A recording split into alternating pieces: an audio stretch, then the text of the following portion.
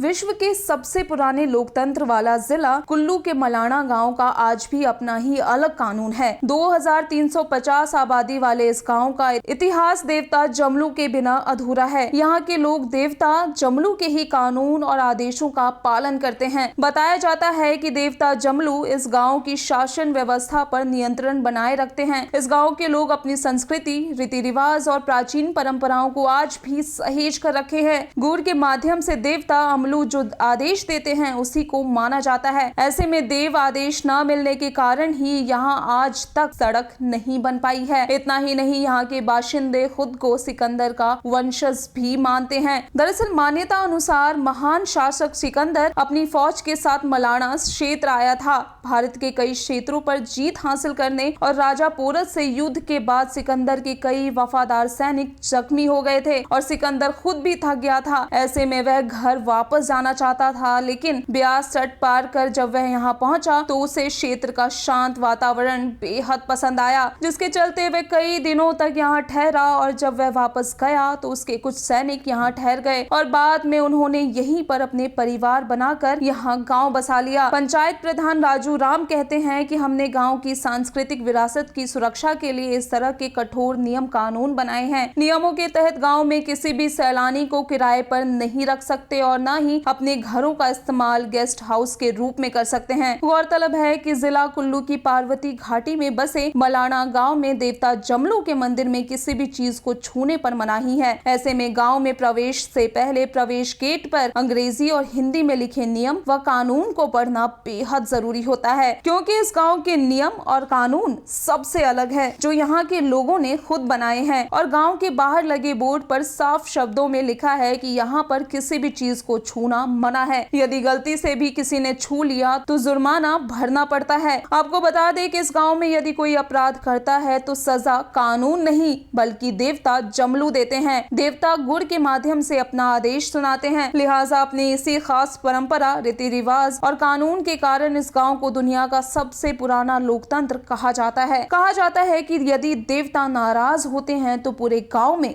तबाही आ जाती है। Bureau report, ABN news.